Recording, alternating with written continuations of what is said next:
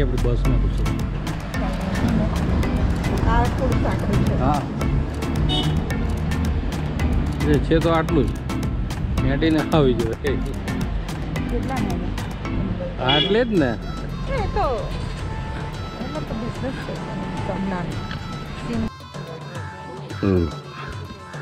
Kumbhalgarh fort.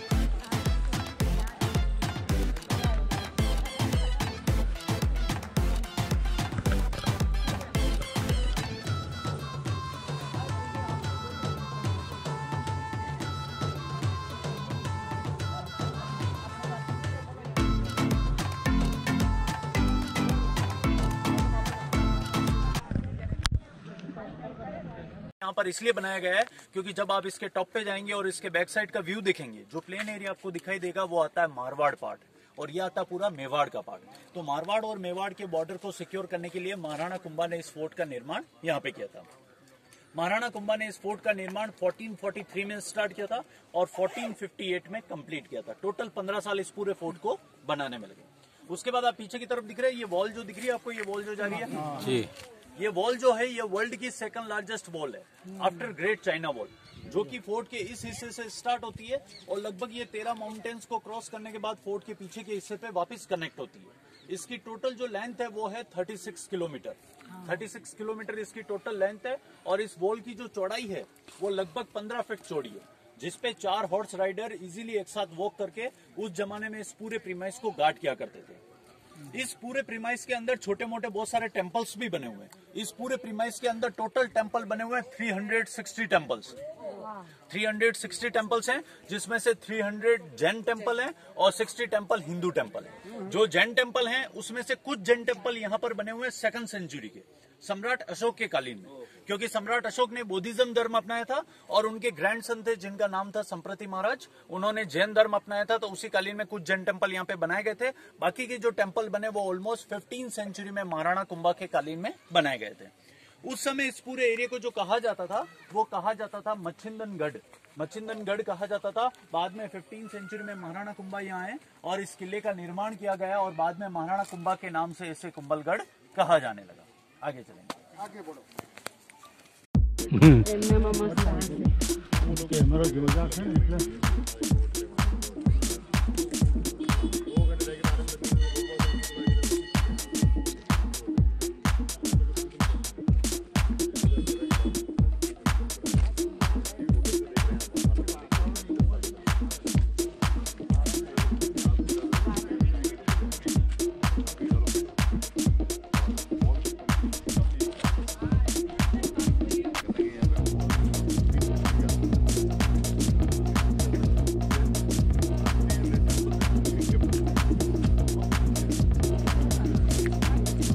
second largest wall in the world after China wall.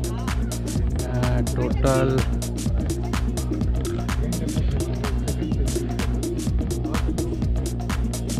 it's covered 36 kilometers and so many hills.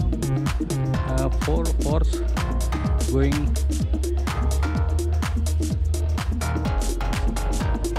on this wall.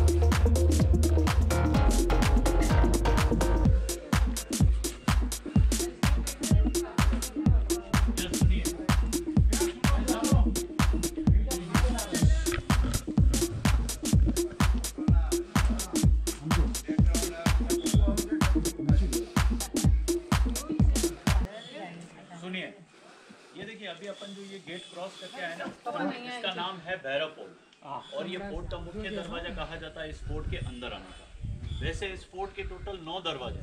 First जो आता है वो आता है आरेट पोल, जो कि यहाँ से लगभग 3 किलोमीटर दूर है और पहाड़ों के बीच में पड़ा। सेकंड नंबर जो आता है वो आता है हल्ला पोल, जो कि 1.5 किलोमीटर के आसपास आप उससे क्रॉस करके आए। थर्ड नंबर जो आता है वो आता है हनुमान पोल, जो कि बाहर हनुमान जी की मूर्ति लगी हुई है। फोर्थ नंबर जो आता है वो आता है राम पोल, जो कि टिकट लेने के बाद आप अंदर एंटर करते हैं।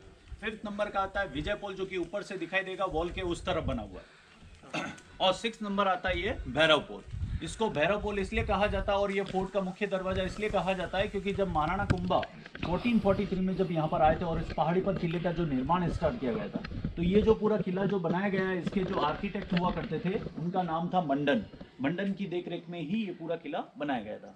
जब महाराणा कुंभा और मंडन जी इस किले का निर्माण स्टार्ट किया था तो स्टार्टिंग में दिक्कत आई थी, जैसे जैसे इसकी दीवारें बनाते जाते थे दिन में, रात में दीवारें गिर जाया करती थी। दिन में दीवारें बनाते थे और रात में दीवारें गिर जाया करती। ऐसा 5 से 7 बार हुआ। तो महाराणा कुंभा चिंतित हुए कि ये बार बार दीवारें यहाँ पे क्यों गिर रही है। जब यहाँ के लोकल लोगों से पूछा गया तो उन्होंने बताया था कि इन पहाड़ों में जो है एक मेड़ बाबा है जिनका नाम है भैरव मुनि। वो यहाँ पर रहते हैं और तपस्या वगैरह किया करते हैं और इन पहाड़ों के बारे में सबसे ज्यादा जानते हैं। अगर आप उनसे जाके पूछेंगे तो वो आपको बता पाएंगे कि इस पहाड़ी पर क्या दिक्कत है। तो महाराणा कुंभा उन भैरव मुनि जी के रहा है, कभी किसी दुश्मनों के कब्जे में नहीं आया। बट इस फोर्ट पर लगभग 17 टाइम्स अटैक हो चुके हैं। उसमें से मुख्य जो अटैक हुआ था वो हुआ था 1576 में, जब हल्दी घाटी का बैटल हुआ था महाराणा प्रताप और अकबर के बीच।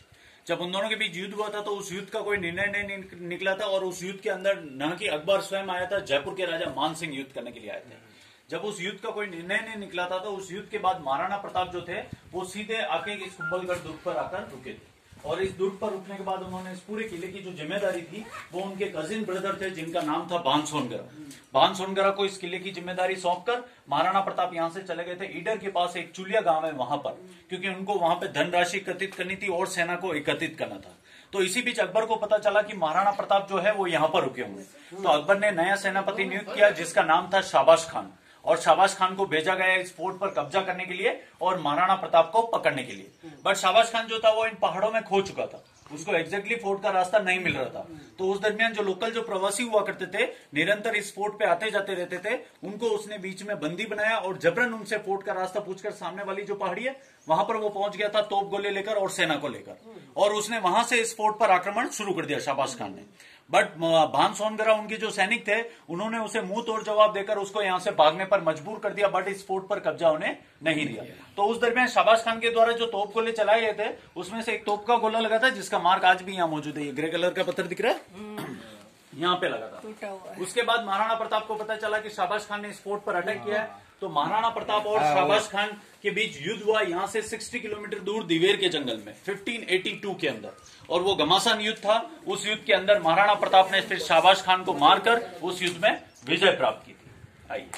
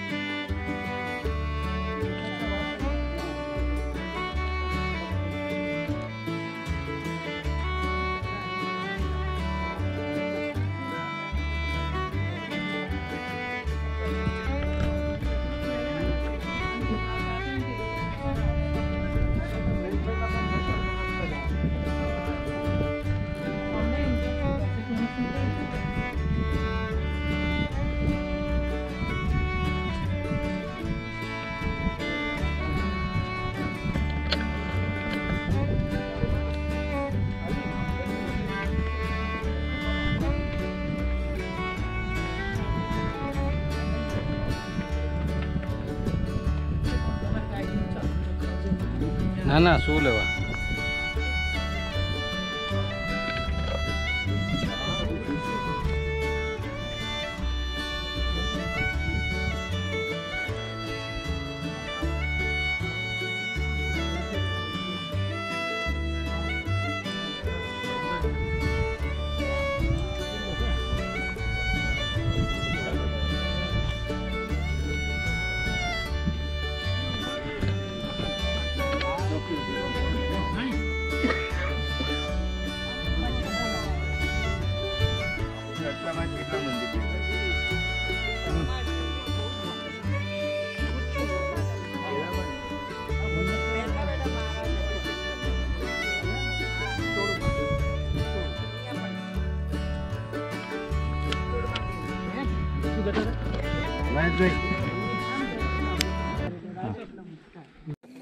પાછળથી પડે ને ભાઈ એમ કરે એવી ને આમ એટલે પાછળ જઈને એમ फोटो खींच ले तो फिर जी जी चालू चालू चालू करो। नहीं आप बोलो हम अपने आप बंद हो जाएंगे।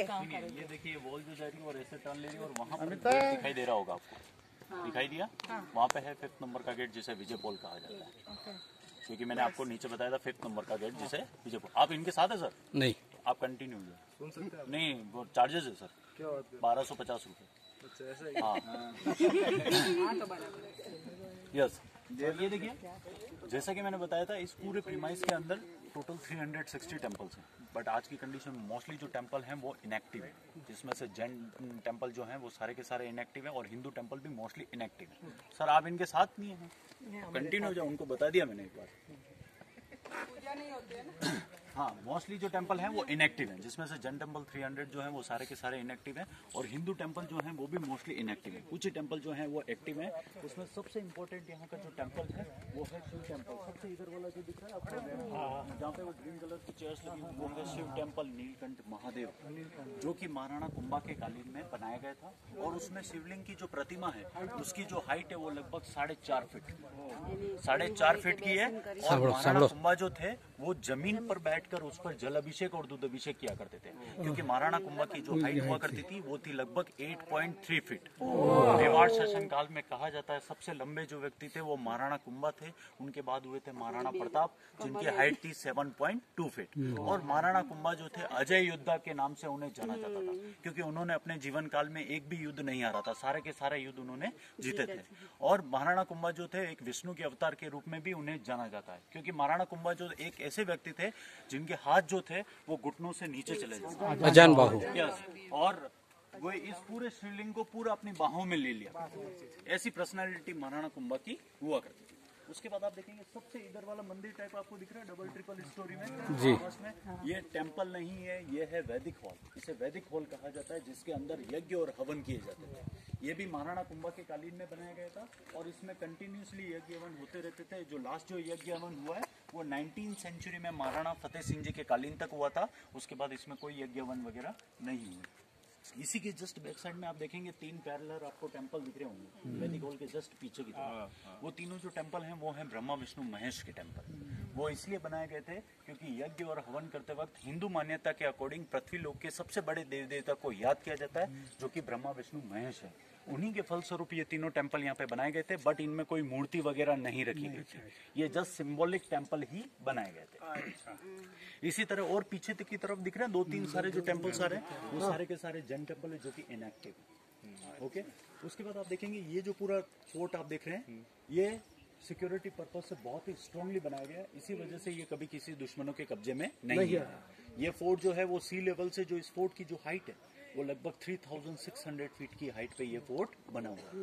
इतनी हाइट पे होने के बावजूद इस फोर्ट की स्पेशलिटी ये है कि ये फोर्ट जो है 30 to 40 किलोमीटर के रेडियस से कहीं से विजिबल नहीं होता। आप भी कहीं से भी आ रहे होंगे, आपको ये फोर्ट कहीं से भी नहीं दिखाई दिया होगा।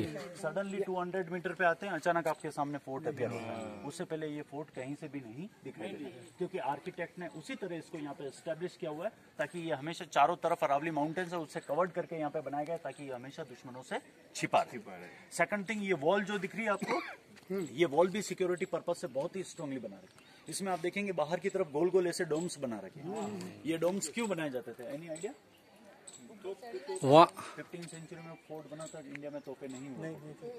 ये इसलिए बनाए जाते थे कि पुराने जमाने में फ्लैट दीवारों पर चढ़ने के लिए एक बड़ी सी मॉनिटर लिजार्ड का इस्तेमाल किया जाता है, जिसको आपके गुजरात में पाटलागो बोलते हैं, जिसके मुंह पर रस्सी बांधकर उसको फ्लैट दीवारों पर फेंकते थे। वो इतनी स्ट्रांगली चिपक जाती थी 2 से 3 व्यक्ति इजीली एक साथ चढ़ जाते थे। ये गोल्ड डोम्स इसलिए बनाए जाते हैं, अगर इस पे फेंकते तो राउंड शेप होने की वजह से उस मॉनिटर लिजार्ड का वैक्यूम क्रिएट नहीं हो पाता है और जैसे कोई चढ़ने की कोशिश करता है वो स्लिप होके नीचे गिर। सेकंड थिंग, बीच बीच में फ्लैट दीवारें भी हैं। अगर उन फ्लैट दीवारों पर कोई दुश्मन चढ़ता है तो सैनिक जो होता था वो गोल्ड डोम्स पे आ जाता था, और गोल्ड डोम्स पे आने के बाद फ्लैट दीवार उसके सामने पूरी की पूरी विजिबल हो जाती है, तो इजीली उस पर अटैक करके उसको मार के नीचे गिराया जा सकता है। इस सिक्योरिटी रीजन से इस पूरी वॉल पे ऐसे गोल गोल डोम्स बनाए गए। उसके बाद आप ये वाला जो सेक्शन देख रहे हैं इसको कहा जाता है तारा बुर्ज, जो कि ये बेसिकली जो वॉच टावर के रूप में काम आता है, जो कि तीनों चारों दिशाओं में देखने के लिए काम है।